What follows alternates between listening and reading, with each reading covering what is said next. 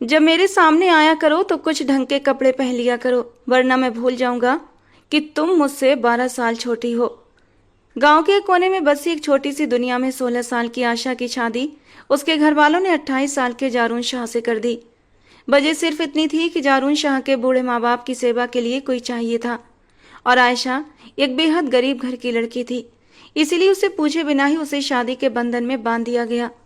जारून शाह कभी भी उसके करीब नहीं आया था, क्योंकि उसे तो अपने माँ बाप के लिए एक नौकरानी चाहिए थी और वो उसे मिल गई थी। लेकिन एक रात तेज बारिश हो रही थी। आयशा अपने कमरे से नहीं निकली थी। उसने जारून के माँ बाप को दवा भी नहीं दी थी। जारून गुस्से में आयशा के कमरे में चला गया। देखा तो वो बुखार में बुरी तरह तप रही थी, सर्दी के मारे बुरी तरह कांप रही थी। उसकी सर्दी दूर करने के लिए वो उसके कंबल में घुस गया ताकि उसे गर्मी दे सके। लेकिन फिर धीरे धीरे हवेली के आंगन में चारों तरफ सूखे पत्ते बिखरे हुए थे। बड़ी बड़ी खिड़कियों के शीशों पर धूल मिट्टी जमी हुई थी। 2 नौकरानियां हाथ में झाड़ू पकड़े आंगन की साफ सफाई कर रही थीं, जबकि एक नौकरानी हाथ में डस्टर पकड़े शीशों पर लगी हुई धूल हटा रही थी। परिवेश में गरिमा लिए आयशा एक कंधे पर शॉल डाले नौकरानी से अपनी निगरानी में काम करवा रही थी। साथ ही साथ कभी कभी खुद भी काम करने लग जाती। दिसंबर का आखिरी वक्त चल रहा था। कुछ दिन अच्छी धूप निकली थी और फिर कल शाम से आंधी आई थी। साफ सुथरी, खूबसूरत और चमचमाती हुई हवेली पर धूल मिट्टी की परत चढ़ चुकी थी। थोड़ी देर बाद पापा की आवाज आई तो आयशा हवेली के एक कमरे की ओर बढ़ गई। पापा हमेशा की तरह बिस्तर पर लेटे हुए थे और आयशा को बुला रहे थे, लेकिन उसे अपने लिए नहीं बल्कि मम्मी जी की जरूरत के लिए बुला रहे थे, जो चश्मा नाक पर चढ़ाए स्वेटर बुनने में मगन थी। मम्मी जी, आपको कितनी बार कहा है आप ये काम ना किया करें। इतनी देर तक देखने से आपके सिर में दर्द होने लगता है। आयशा ने मम्मी जी के पास बैठकर लाड से कहा। आयशा की इतनी फिक्र देखकर मम्मी जी मुस्कुरा दी। तो क्या हुआ, अगर सिर में दर्द हो जाएगा, तुम हो ना, सिर में तेल की मालिश कर दोगी तो दर्द ऐसे ही गायब हो जाएगा। मम्मी जी ने एक चुटकी बजाते हुए कहा तो आयशा उनकी मासूमियत पर हंस पड़ी। ठीक है, अब आप ये स्वेटर रख दीजिए, बाहर बहुत अच्छी धूप निकली हुई है। लॉन की सफाई हो जाए तो मैं आप दोनों को वहीं ले चलती हूँ। कुछ वक्त बाद आयशा मम्मी जी और पापा को लेकर लॉन में आ गई। मम्मी पापा काफी वक्त बाद लॉन में आए थे, इसीलिए उनकी तबीयत काफी फ्रेश लग रही थी। उसने किचन में जाकर कुछ फल काटे और उनके लिए भी भिजवा दिए। फिर खुद कमरे में आकर अपने लिए कपड़े निकालने लगी। उन कपड़ों पर धूल जम गई थी और शायद उसे अरसा ही गुजर गया था उन्हें छुए हुए। उसने एक सादा सा सूट निकाला और वॉशरूम में शावर लेने चली गई। वो शावर लेकर बाहर निकली तो एकदम सटपटा कर रह गई, क्योंकि सामने बेड पर ही जारून शाह बैठा हुआ था। आयशा का सूट हल्के रंग का था और गीले बाल पीठ पर बिखरे हुए थे। कमीज आगे से भी शरीर से चिपक गई थी। पीछे गला काफी बड़ा था, जिसकी डोरियां अभी फिलहाल खुली हुई थी। दुपट्टा बिस्तर पर जारून के पास ही पड़ा था। वो अपनी जगह पर साकित खड़ी थी, न आगे जा सकती थी और न ही वॉशरूम में वापस जा सकती थी। जारून शाह खुद ही उठा और उसका दुपट्टा हाथ में लेते हुए उसके सामने आया। आयशा की धड़कनें थम गईं। हाथ बढ़ाते हुए जारून शाह ने उसके गीले बालों को छुआ। वो सीधे आयशा की आंखों में देख रहा था। आयशा कभी नजर उठाकर उसके चेहरे की ओर देखती तो कभी उसकी पलकें झुक जाती। ये मंजर बेहद हसीन था। आयशा के चेहरे पर शर्म की लाली फैली हुई थी और उसका सारा वजूद जारून शाह की नजरों के घेरे में था। भीगा हुआ वजूद बेहद दिलकश लग रहा था। लंबे गीले बाल कुछ पीठ पर बिखरे थे और कुछ आगे की तरफ आए हुए थे। बालों की कुछ आवारा लटें भीग कर गर्दन से चिपकी हुई थीं। दूधिया रंगत पर सियाह बाल बेहद हसीन लग रहे थे। जारून शाह ने आगे बढ़ाकर उसकी गर्दन पर चिपके हुए बाल हटा दिए। गर्दन पर जारून शाह की उंगलियों का स्पर्श महसूस करते ही आयशा ने आंखें बंद कर लीं। उसकी आंखों में अजीब सी खुमारी और नशा उतरने लगा था। जारून शाह भी आयशा की कुर्बत में बहकने लगा। हाथ आगे बढ़ाकर उसने आयशा की कमर में हाथ डाला और उससे अपने करीब कर लिया। आयशा के पूरे वजूद पर एक कपकपी तारी हो गई। शर्म से चेहरा लाल पड़ गया, पलकें झुक गईं। धूप छांव का ये मेल जारून शाह के दिल में उतरता जा रहा था। उसके लिए अपने जज्बातों पर काबू रखना मुश्किल हो रहा था। भीगी हुई गर्दन बेहद हसीन लग रही थी और उस नरम गोरी गर्दन पर काला तिल और भी गजब ढा रहा था। जारून शाह का दिल करने लगा कि वो उसकी गर्दन को अपने होठों से छू कर देखे। दिल की पुकार पर हाँ कहते हुए जारून आयशा की गर्दन पर झुक गया और हर जगह अपना नरम स्पर्श बिखेरने लगा। नरम रुई जैसी गर्दन पर अपने होंठ रखते ही जारून शाह को ऐसा लगा जैसे बदन में करंट दौड़ गया हो, जबकि आयशा तो बर्फ के एक पुतले में बदल चुकी थी। वो जारून शाह से हमेशा डरी रहती थी और इसीलिए विरोध करने की स्थिति में भी नहीं थी, मगर जारून शाह की शिद्दत को सहना भी उसके लिए बेहद कठिन था। जारून शाह उसकी कमर के घेरे को और मजबूत करते हुए उसे ऊपर उठा चुका था। वो बहुत छोटी सी थी, जारून शाह के कंधों तक भी मुश्किल से आती थी। नरम, नाजुक और पतला सा वजूद उठाना जारून शाह के लिए बाएं हाथ का खेल था। आयशा, जो जारून शाह की शिद्दतों के साथ बहक रही थी, उसकी गोद में उठाने पर अचानक होश में आई और जल्दी से उसके कंधे पर हाथ रखते हुए उसे होश दिलाने लगी, मगर वो पूरी तरह मदहोश हो चुका था। आयशा का दुपट्टा उसने अभी तक हाथ में पकड़ा हुआ था, बल्कि दाएं हाथ की मुट्ठी में लपेटा हुआ था। आयशा को यूं कंफ्यूज देखकर उसका दुपट्टा लौटाने आया था, मगर उसके हुस्न के जादू में पूरी तरह खो चुका था, डूब चुका था कि अब खुद पर काबू खोता बुरी तरह बहकने लगा था। साईं, ये आप क्या कर रहे हैं? मुझे छोड़ दें, मुझे डर लग रहा है। उसने आंखों को जोर से बंद कर रखा था। वो जो अभी तक उसके नरम गुलाबी होठों पर फोकस किए हुए था, अचानक ही होश की दुनिया में लौट आया और जल्दी से आयशा को नीचे उतार दिया और पीछे हट गया। हैरत भरी निगाहों से वो आयशा को देख रहा था। वो कैसे उसकी खूबसूरती में बह गया, उसे खुद भी समझ नहीं आया था। तेज रफ्तार की जैसी धड़कनों को उसने मुश्किल से संभाला हुआ था। होश वापस लौटे तो उसने झट से दुपट्टा आयशा की तरफ बढ़ा दिया और सपाट लहजे में बोला, जब भी मेरे सामने आया करो तो ढंग के कपड़े पहन लिया करो, वरना मैं बहक जाऊंगा और भूल जाऊंगा कि तुम मुझसे 12 साल छोटी हो। ये जुमला नहीं था, एक दर्द भरी चेतावनी थी जो आयशा की रीढ़ की हड्डी तक उतर गई थी। उसने जल्दी से हाँ में सिर हिलाया। जी सही है, मैं आगे से ख्याल रखूंगी, कहते हुए अपना दुपट्टा पकड़ते ही कमरे से भाग गई और जारून शाह न चाहते हुए भी आयशा की इस हरकत पर मुस्कुरा दिया। वो लड़की बेहद हसीन होने के साथ साथ बेहद मासूम और संवेदनशील थी। उसमें अपनापन और खालिस जज्बात कूट कूट कर भरे हुए थे। वो कभी किसी का बुरा नहीं सोच सकती थी, ना ही किसी से बदतमीजी कर सकती थी। थोड़े ही समय में जारून शाह को आयशा की कई खूबियों का अंदाजा हो चुका था, मगर इस वक्त वो सिर्फ उसकी डरपोक और भोली सी नेचर को सामने रखता था और बाकी सभी खूबियों को पीछे छोड़ देता था। थोड़ी देर बाद फ्रेश होकर जब वो कमरे से बाहर आया तो नौकरानी ने बताया कि मम्मी, पापा और आयशा तीनों लॉन में बैठे हैं। आयशा मम्मी जी की किसी बात पर जोर से हंसते हुए बार बार उनके गाल खींच रही थी, जबकि पापा उन दोनों को गुस्से से घूर रहे थे, बनावटी गुस्से से। पापा जी, क्या बात है, इस उम्र में भी आप जलन महसूस कर रहे हैं? मैं तो लड़की हूँ और लड़की लड़कियों को गले लगा सकती हैं, उन्हें चूम भी सकती हैं, इसमें कोई बुराई तो नहीं है ना, और ना ही कोई बंदिश है। और मम्मी जी तो मेरी बहुत अच्छी दोस्त हैं, बस मेरा मन करता है उनके साथ हंसने का, बोलने का, शरारतें करने का। आयशा खिलखिलाकर हंस रही थी और बात करते हुए मम्मी जी के गाल चटाचट चूम रही थी और पापा इसी बात पर जलन महसूस कर रहे थे। जारून शाह मुस्कुरा दिया। ये मंजर कितना खूबसूरत और मुकम्मल था। उसका दिल किया कि वो बेख्तियार आगे बढ़कर इस मंजर का हिस्सा बन जाए, मगर तभी आयशा का चेहरा धुंधलाने लगा। लॉन में एक नया मंजर बनता जा रहा था जिसने उसके कदम वहीं जड़ दिए। उसके चेहरे की मुस्कान गायब हो गई और जबड़े भिज गए।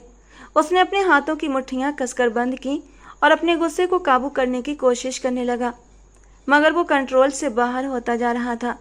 वो चुपचाप वापस हवेली की ओर मुड़ गया, मगर पापा जी की नज़र उस पर पड़ चुकी थी और इसीलिए उन्होंने तुरंत आवाज़ दे दी, जारून बेटा, तुम कब आए और अब कहाँ जा रहे हो? आ जाओ, कभी हमारे साथ भी बैठ जाया करो। पापा जी की आवाज़ के साथ ही जब आयशा ने उसे एक नज़र उठाकर देखा तो कमरे में हुआ वो पल याद आ गया जब जारून उसके बेहद करीब हुआ था। अचानक से उसे अपनी गर्दन पर जारून शाह के दहकते लबों का स्पर्श महसूस होने लगा और इस एहसास के साथ ही उसके गाल तपने लगे। शर्म की लाली उसके चेहरे पर फैल गई, पलकें शर्म के मारे लरज उठीं और खुद ब खुद नीचे झुक गईं। सुरैया बेगम उसके चेहरे को गौर से देख रही थी, दिल से दिल को जानने की कोशिश कर रही थी। आखिरकार उनका बेटा अपनी बीवी के दिल में अपने लिए कोई एहसास जगाने में कामयाब हो ही गया था। जारून शाह लॉन में रखी कुर्सियों में से एक पर आकर बैठा और सिर झुका लिया। सुरैया बेगम और असगर साहब उससे हालचाल और बाकी कामों के बारे में पूछने लगे। वो उन दोनों के सवालों का जवाब देते हुए कभी कभी एक नज़र उठाकर आयशा को देख लेता था और आयशा उसकी नज़रों से बुरी तरह घबरा रही थी। और फिर आयशा ने वहां से खिसकने में ही अपनी भलाई समझी। वो जल्दी से उठकर किचन में गई, कॉफ़ी का मग बनाकर नौकरानी को दे दिया कि वो जारून शाह को दे आए और खुद अपने कमरे में लौट आई। आईने में अपना अक्स देखा तो गर्दन पर पड़ा हुआ सुर्ख निशान दिखाई दिया, जिसे देखकर आयशा को जारून की शिद्दतें याद आ गईं और वो मुस्कुरा दी। उसकी दूधिया गर्दन पर पड़ा वो निशान बहुत ज्यादा सुर्ख और गहरा हो रहा था। दिल अनजाने ही सपने सजाने लगा, ये सोचे बगैर कि जारून शाह कभी उसकी किस्मत का सितारा नहीं बन सकता। वो तो जारून शाह के पैरों की धूल के बराबर भी नहीं। कहाँ जारून शाह, आसमान का चमकता हुआ चांद, और कहाँ आयशा, जमीन की खाक। दोनों का मिलन नामुमकिन था। न जाने क्यों तो आंसू आंखों से टूटकर गालों पर लुढ़क आए, जिसे आयशा ने चुपके से साफ कर लिया और दिल से जारून शाह को अपने मुकद्दर का सितारा बनाने के लिए अपने रब से फरियाद करने लगी। क्या मेरी जिंदगी में कब भी खुशियां दस्तक देंगी, या इसी तरह मैं बिना खुशियों के अपनी जिंदगी गुजार दूंगी? या अल्लाह, आप मुझ पर कब मेहरबान होंगे और कब मुझे जारून शाह की मोहब्बत मिलेगी? चाहे जाना और चाहना किसे बुरा लगता है। वो जारून शाह की चाहत में तो डूब चुकी थी, मगर बदले में उसे कभी भी मोहब्बत का जवाब मोहब्बत से नहीं मिला था। ये अलग बात थी कि उसने कभी जारून शाह के सामने कोई पहल नहीं की थी। स्वाभाविक झिझक के अलावा पहली रात में की गई जारून शाह की बातें भी उसके दिल में गड़ी हुई थी। पहली रात ही जारून शाह ने उसका दिल बुरी तरह तोड़ दिया था। उसके बाद आयशा ने जारून शाह को चाहा तो बेइंतहा चाहा, मगर कभी भी उसकी जात से कोई उम्मीद नहीं रखी। मगर आज जारून के करीब आकर उसने एक बार फिर उसे अपने जादू में बांध लिया था। न जाने क्यों जब वो करीब आया तो आयशा को ऐसा लगा जैसे वो भी उससे मोहब्बत करने लगा है और अपने दिल के हाथों मजबूर होकर उसके करीब आया है। मगर जब उसने दुपट्टा पकड़ाते हुए सख्त लहजे में वो बात कही, तब उसकी सारी खुशफहमियां हवा हो गई थीं। वो खुद पर अफसोस करने लगी कि क्या वो एक आदमी की कुर्बत के लिए इतनी बावली होती जा रही थी कि उसका चुभता हुआ लहजा भी मोहब्बत जैसा लगने लगा था। बस आज के बाद कभी भी उनकी किसी बात को सीरियस मत लेना। वो अगर करीब भी आए तो ये देख लेना कि गलती कहाँ है और वो किस अंदाज में तुम्हें वार्निंग दे रहे हैं। मुझे तो नहीं पता था कि जब मैं नहाकर निकलूंगी वो कमरे में मौजूद होंगे। मुझे भीगे हुए रूप में देखकर वो अपनी नजरें झुका भी तो सकते थे ना, या फिर मेरा दुपट्टा उठाकर मुझे चुपचाप दे देते। लेकिन नहीं, उन्होंने जानबूझकर मेरे जज्बातों के साथ खेला, मेरे करीब आए। हो सकता है वो जानबूझकर मेरे करीब आए हों, मेरे दिल का हाल जानने के लिए। जब वो मेरे करीब आए थे तो उस वक्त कुछ पल के लिए मेरी हालत भी खराब हुई थी। सांसें बुरी तरह से तेज हुई थीं। दिल की धड़कनों का शोर जारून शाह ने भी बखूबी सुना होगा। चेहरे पर फैली शर्म की लाली को भी उन्होंने अच्छे से देखा होगा। ओह मेरे खुदा, मैं अपने जज्बात छुपाने में हार कैसे गई। कहीं उन्हें ये तो नहीं पता चल गया कि मैं उनसे मोहब्बत करने लगी हूँ। नहीं नहीं आयशा, ये तुम क्या सोच रही हो? आईने के सामने खड़ी वो खुद ही खुद बड़बड़ाए जा रही थी। उसे खुद भी समझ नहीं आ रहा था कि वो पागलों जैसी हरकतें क्यों कर रही है। कुछ वक्त बाद उसने अपनी हालत पर काबू पा लिया और किचन में जाकर खाना बनाने लगी। सुरैया बेगम और असगर साहब के लिए परहेजी खाना वो खुद अपने हाथों से बनाती थी। उबली हुई कद्दू की सब्जी और बिना मिर्च की दाल बनाई थी। साथ में सलाद और रायता तैयार किया और ट्रे सजाकर उनके कमरे में पहुंच गई। नौकरों ने उन्हें पहले ही कमरे में पहुंचा दिया था, जहां जारून शाह भी बैठा हुआ था। शायद उसकी छुट्टी थी, इसीलिए वो इत्मीनान से अपने मम्मी पापा के साथ बैठा था और उनके साथ वक्त गुजार रहा था। लेकिन आयशा की जान को मुश्किल में डाले हुए था। जब वो घर में नहीं होता था तो आयशा आराम से घूमती फिरती थी, और अब तो कुछ हद तक उसके होते हुए भी वो खुद को आज़ाद समझने लगी थी। मगर आज की उस हरकत के बाद वो उससे बचती फिर रही थी। खाने की ट्रे पकड़े आयशा के हाथ कांपने लगे। इससे पहले कि ट्रे जमीन पर गिर जाती, जारून शाह ने आगे बढ़कर उसके हाथों पर अपना हाथ रख दिया। इस तरह आयशा के हाथों ने ट्रे को थामा हुआ था और जारून के हाथों ने आयशा के हाथों को। आयशा ने बेख्तियार जारून शाह की ओर देखा, वो भी उसी की ओर देख रहा था। एक पल के लिए नजरों का टकराव हुआ और आयशा ने तुरंत अपना रुख मोड़ लिया। आयशा की नजरें फेर लेने को महसूस करते हुए जारून शाह भी होश में आया और आयशा के हाथ से ट्रे लेकर मेज तक ले गया और अपने माँ बाप के आगे खाना सर्व करने लगा। असगर साहब खुद ही छोटे छोटे निवाले लेकर अपना खाना खाने लगे, जबकि सुरैया बेगम को जारून अपने हाथों से छोटे छोटे निवाले बनाकर खिलाने लगा। वो अपने माँ बाप से बहुत प्यार करता था। उसका बस चलता तो उन्हें कोई भी तकलीफ नहीं आने देता। उनके प्यार की खातिर ही वो इतना बड़ा कदम उठा गया था कि आयशा को इस घर में ले आया था, वो भी अपनी पत्नी की हैसियत से। आयशा की आंखों में आंसू भरने लगे। वो तो उल्टे कदमों वापस लौट गई। सुरैया बेगम और असगर साहब की वजह से वो इस घर में मौजूद थी। उन्हीं का ख्याल रखने के लिए आयशा को इस घर में लाया गया था। अब वो अच्छा खाना, पहनने और ओढ़ने के काबिल हो गई थी। उसने एक नई दुनिया देखी थी। शहर देखा था, शहर के लोग देखे थे, शहर की फिजाओं में घुली मिलावट को भी महसूस किया था और इंसानों की संगदिली की हदें देखी थी। उसने खूबसूरत पत्थर के जैसे इंसान भी देखे थे जो अपने जज्बातों पर पूरी तरह काबू बनाए रखते हैं। ये सिर्फ सुरैया बेगम और असगर साहब थे जिनकी वजह से उसकी जिंदगी बदल गई थी। आयशा आबिद ने हमेशा सादा और साफ सुथरी जिंदगी जी थी, जिसमें खुशियां थी, मोहब्बतें थीं और रंग ही रंग थे। माँ बाप गरीबी की मार सहते सहते ढेरों बीमारियों में उलझकर आखिरकार इस दुनिया से रुखसत हो गए। पहले बाप इस दुनिया से गया और बाप का गम माँ को ऐसा लगा कि वो भी बिस्तर से लग गई। और बाप के मरने के 6 महीने बाद ही आयशा की माँ भी उसे अकेला छोड़कर चल बसी। आयशा अपनी फूफी के यहाँ रहने लगी। घर के सारे काम करती, बदले में उसे 2 वक्त की रोटी और पहनने को कपड़े मिल जाते थे। फूफी की लड़कियों के उतरन के कपड़े खुदा का शुक्र अदा करते हुए चुपचाप पहन लिया करती थी। साथ ही कभी कभी फूफी की झिड़कियां और फूफा के ताने भी सुनने पड़ते थे। फूफी की बेटियों से ज्यादा मुंह नहीं लगाती थी। घर में बहुत ज्यादा खुशहाली नहीं थी, लेकिन गरीबी भी नहीं थी।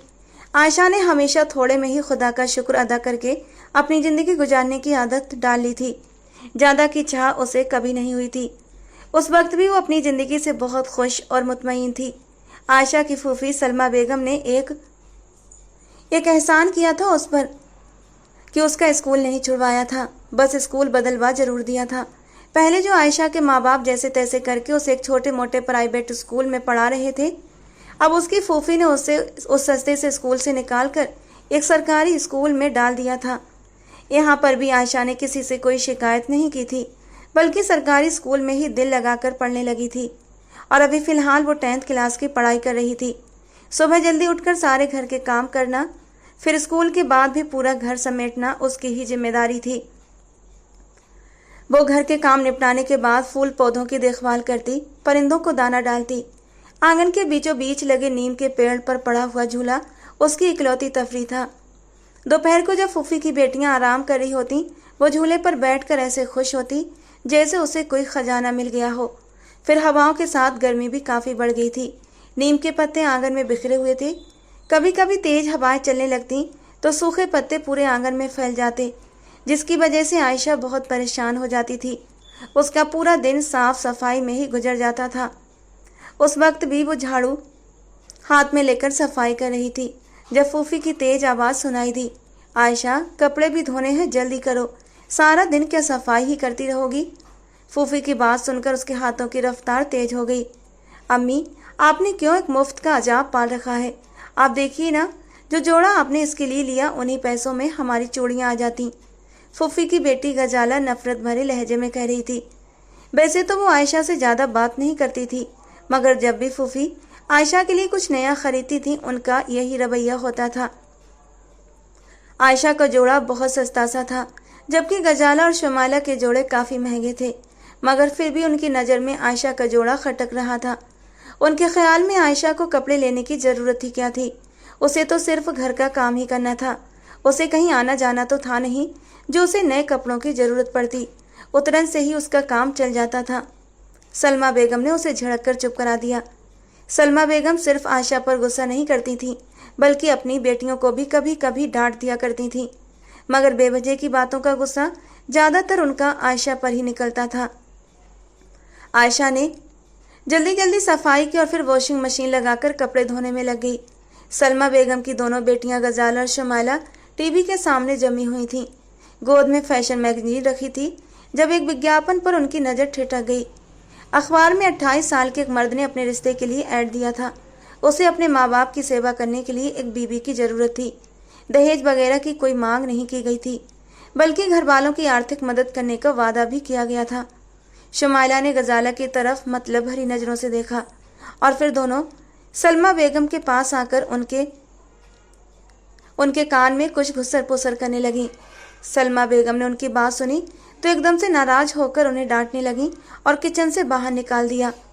दोनों बहनें मुंह बनाते हुए वापस आकर सोफे पर बैठ गईं।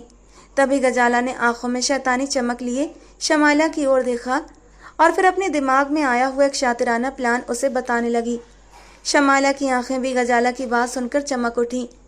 जब घी सीधी उंगली से ना निकले तो उसे टेढ़ा करना ही पड़ता है। अम्मा ऐसे नहीं मान रही तो वैसे सही। जब उन्हें आयशा से जान छुड़ाने का इतना अच्छा मौका मिल रहा था तो वो इस मौके को हाथ से जाने देना नहीं चाहती थी। दोनों ही अपने इरादों को लेकर पक्की थीं, जबकि बाहर कपड़े धोती आयशा को उनके मंसूबों की कोई खबर नहीं थी। आयशा कपड़े धोकर आई तो तेज धूप निकल आई थी। सूरज सिर पर चमकने लगा था। वो अब अपने कमरे में जाकर आराम करना चाहती थी कि तभी गजाला ने उसे अपने पास बुलाया और कुछ पैसे देते हुए कहा, जाओ करीबी दुकान से चिप्स और नमकीन के पैकेट लेकर आओ। आयशा ने हैरानी से देखा, क्योंकि आज तक सलमा बेगम ने उसे कभी भी इस तरह बाहर सामान लाने नहीं भेजा था। मगर गजाला उसे 500 का नोट पकड़ाते हुए बार बार जोर दे रही थी कि जल्दी जाकर सामान लेकर आओ। ना चाहते हुए भी आयशा ने गजाला के हाथ से वो नोट थाम लिया और बाहर की तरफ चल दी। तभी गजाला ने अपने मोबाइल से एक नंबर मिलाया और दूसरी तरफ की बात सुनकर इत्मीनान से सर हिला दिया। आयशा दुकान पर गई और घबराते हुए जल्दी जल्दी नमकीन, चिप्स और कोल्ड ड्रिंक्स के पैकेट लेकर वापस लौट रही थी कि तभी बराबर वाले मकान से एक लड़का निकल कर आया और आयशा का हाथ पकड़ लिया। आयशा बहुत ज्यादा घबरा गई। जिंदगी में पहली बार उसे ऐसी सिचुएशन का सामना करना पड़ रहा था। उसके तो हाथ पांव फूल गए थे। वो जल्दी जल्दी अपना हाथ छुड़ाने की कोशिश करने लगी और उसी वक्त बाहर निकलती हुई सलमा बेगम ने यह मंजर देख लिया। आयशा का हाथ मोहल्ले के एक बदमाश लड़के के हाथ में देकर उनके माथे पर बल पड़ गए और हाथ में पकड़ा हुआ शॉपिंग बैग भी गजाला की बात की पुष्टि कर रहा था। वो एकदम से सन्न रह गई थी कि न जाने उन्होंने आयशा की परवरिश में क्या कमी छोड़ दी थी जो वो ऐसी निकली। उन्होंने आयशा का हाथ पकड़ा और गली में ही उसे एक तमाचा मारते हुए घर ले आई। आयशा रोते हुए सफाई देती रही, उन्हें बताती रही कि गजाला ने ही उसे बाहर सामान लेने के लिए भेजा था। मगर सलमा बेगम उसकी कोई भी बात सुनने के लिए बिल्कुल भी तैयार नहीं थी। सलमा बेगम तो अपने कमरे में गहरी नींद में सो रही थी जब गजाला उनके कमरे में दाखिल हुई और कहने लगी, मम्मा मुझे आपसे कुछ जरूरी बात करनी है। ये बात आयशा के बारे में है। जब सलमा बेगम ने गजाला की बात सुनी तो उनका गुस्सा 7वें आसमान पर पहुंचा। गजाला ने अपनी माँ को बताया कि आयशा बाहर गली में किसी लड़के से मिलती जुलती है और उसे खाने पीने की चीजें भी लेती है। जब दोपहर को सब लोग सो जाते हैं तो वो उसी बात का फायदा उठाती है। ये बात तो सलमा बेगम भी जानती थी कि आयशा दोपहर को सोती नहीं है और ना ही अपने कमरे में रहती है। मगर आयशा की मासूम तबीयत जानने के कारण उन्होंने कभी इस बात की तहकीकात नहीं की थी कि आयशा दोपहर को क्या करती रहती है। गजाला ने इस बात के साथ साथ फुफ्फो को यह भी बता दिया कि हर रोज दोपहर को आयशा को नमकीन, चिप्स, मिठाई और चॉकलेट्स और दूसरी चीजें खाते हुए भी देखती रही है। मगर आज वो रंगे हाथों पकड़े जाने की तैयारी में थी, इसीलिए उन्हें जगाने आ गई थी। और जब सलमा बेगम ने बाहर निकलकर गली का मंजर देखा तो गजाला की बात पर पक्की मोहर लग चुकी थी। गजाला ने आयशा के लिए जाल बिछाया था और वो उस जाल में अब बुरी तरह से फंस चुकी थी। आज वो पहली बार घर से बाहर निकली थी और उसी दिन से जिंदगी का सबसे बड़ा सबक मिल गया था। मगर तब तक बहुत देर हो चुकी थी। ना तो उसकी बात पर सलमा बेगम विश्वास करने वाली थी और ना ही गजाला ये बात मानने वाली थी कि उसे बाहर भेजने वाली वही थी। सलमा बेगम ने पीट पीट कर आयशा को निढाल कर दिया था और खुद अपने कमरे में जाकर बंद हो गई। उन्हें बहुत दुख हो रहा था। आयशा उनके भाई की बेटी थी जिसका उन्होंने हर तरह से ख्याल रखा था। बस कभी कभी अपने पति की बातें सुनकर वो आयशा से सख्त जरूर हो जाया करती थी, मगर दिल से कभी उसका बुरा नहीं चाहा था। इसी वजह से उन्होंने अखबार में रिश्ते वाला ऐड देखकर भी गजाला और शमाइला को डांट दिया था जब वे आयशा की शादी उस लड़के से कराने की सलाह दे रही थी। आयशा जख्मों से चूर अपने छोटे से कमरे में पड़ी हुई थी, जबकि सलमा बेगम अपने कमरे में पड़ी आंसू बहा रही थी। 2-3 दिन बीत चुके थे तो गजाला और शमाइला माँ के पास आई और उन्हें उस बात के लिए राजी कर लिया कि अखबार में दी गए रिश्ते के इश्तिहार पर संपर्क करें और आयशा की रुखसती कर दें। इसी में हम सबकी भलाई है। सोचिए तो अम्मी, वो भी इज्जत के साथ इस घर से विदा हो जाएगी और साथ ही हमारे हाथ भी एक अच्छी खासी मोटी रकम आ जाएगी। आखिरी बात पर सलमा बेगम ने अपनी बेटी को घूर कर देखा था तो उसने जल्दी से बात बदल दी। मम्मी, वो बहुत अमीर लड़का है, अगर वो हमारी थोड़ी सी आर्थिक मदद कर देगा तो क्या बुरा है। लेकिन शुमाला, इस ऐड में तो साफ लिखा है कि उसे सिर्फ अपनी माँ बाप की सेवा के लिए एक नौकरानी चाहिए, जिसे वो सिर्फ बीबी का नाम देकर अपने घर पर बिठाना चाहता है, ताकि बाद में कोई उससे सवाल जवाब न कर सके। तो इससे क्या फर्क पड़ता है मम्मी? कम से कम वो इज्जत से अपने घर में तो रहेगी ना। यहाँ रही तो हमारी नाक कटवाने में बिल्कुल भी देर नहीं लगाएगी। शुमाइला को तो अपना ही फायदा नजर आ रहा था। भले वो अमीर आदमी मासूम सी आयशा को नौकरानी बनाकर रखता, उसे कोई फर्क नहीं था। सलमा बेगम के पास भी अब कोई दूसरा रास्ता नहीं था।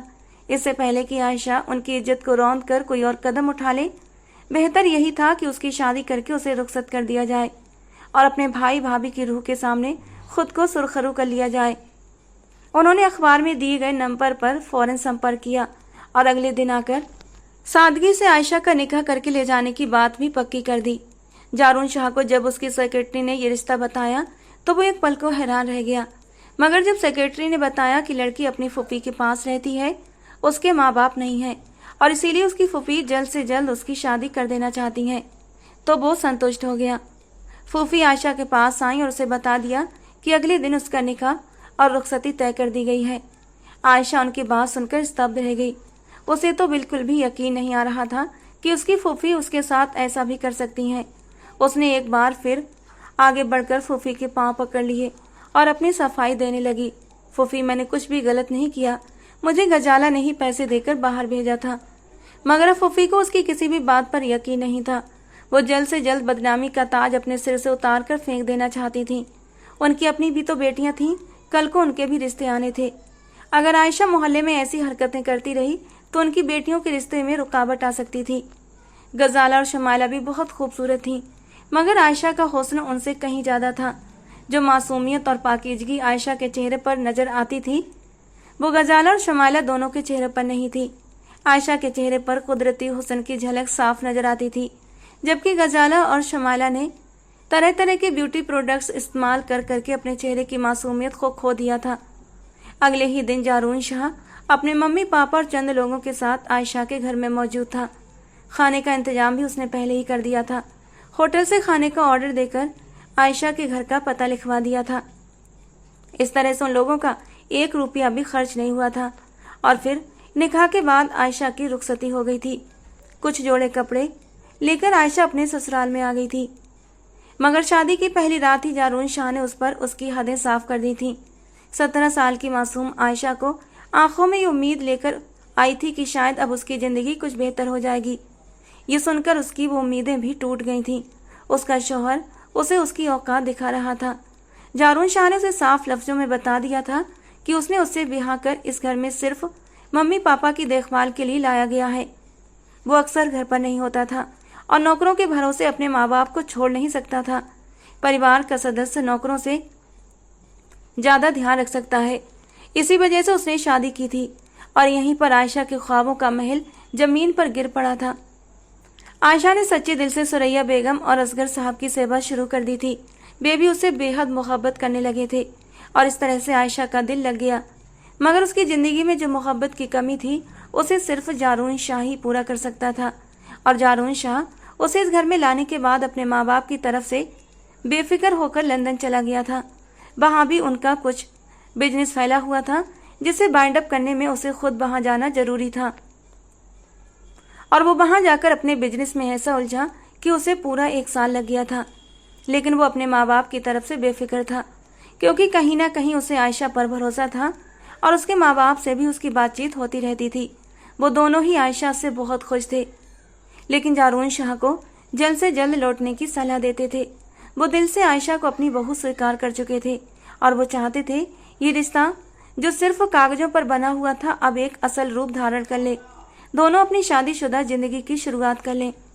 सुरैया बेगम तो दबे लफ्जों में आयशा को समझाती भी थी कि वो तुम्हारा पति है, उसे अपनी तरफ अट्रैक्ट करने की कोशिश करो, खूबसूरत हो, जवान हो, और सबसे बड़ी बात उसके माँ बाप तुमसे बहुत खुश हैं।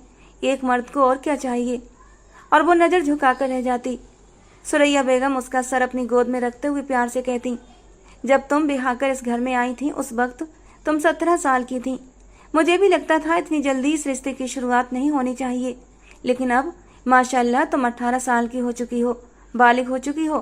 इस रिश्ते की शुरुआत करने में अब तुम्हें देर नहीं लगानी चाहिए। और वो कुछ भी नहीं बोल पाती। जारून शाह के नाम पर उसके दिल की धड़कन तेज हो जाती थी, लेकिन वो इसका इजहार ना तो जारून शाह से कर सकती थी और ना ही अपनी सास सुरैया बेगम से। उसे तो लगता था कि वो उससे पूरी तरह गाफिल हो गया था, जबकि ये सिर्फ आयशा का गलत ख्याल था, जब तक कि जारून लंदन से वापस नहीं आ गया था। जब से जारून लंदन से वापस आया था, उसकी नज़रें आयशा पर फिसलने लगी थीं। अनजाने ही उसकी नज़र आयशा के नाजुक वजूद पर उठ जाती और फिर नज़र पलटना भूल जाती। शायद इस मजबूत रिश्ते की डोर थी जो दोनों को एक दूसरे की ओर खींचने लगी थी। जारून शाह को हर पल उसका वजूद अपनी तरफ खींचता था। जारून शाह को लड़कियों से एक अजीब सी चिढ़ होती थी। वो कभी भी शादी नहीं करना चाहता था। अब निगाह करके एक वजूद को अपने घर लाया था तो उसे नज़रअंदाज करने में बुरी तरह नाकाम हो रहा था। आयशा का मासूम हुस्न और खुलूस उसे बुरी तरह मुतासिर कर रहा था। जारून शाह के सामने आने पर या तो उसे मुखातिब करने पर वो बुरी तरह से घबरा जाती थी और कोई ना कोई ऐसी हरकत कर देती कि कभी कभी जारून शाह गुस्से के मारे दांत पीस कर रह जाता। मगर जिस तरह वो उसके माँ बाप का ख्याल रख रही थी, उसके लिए उसकी हर हरकत को वो बर्दाश्त कर जाता था। मगर जब से उसने आयशा को सफ़ेद लिबास में भीगा हुआ देखा था, वो खुद पर कंट्रोल नहीं रख पा रहा था।